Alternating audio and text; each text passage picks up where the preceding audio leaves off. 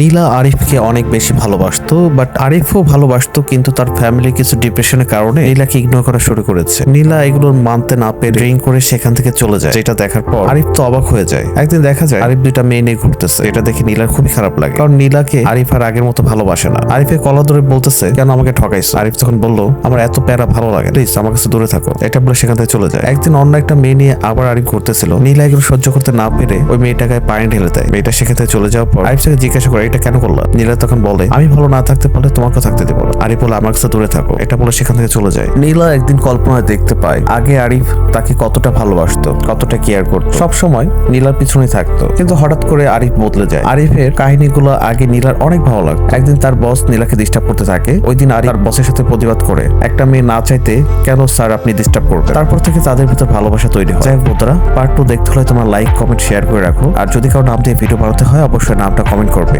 Thank you.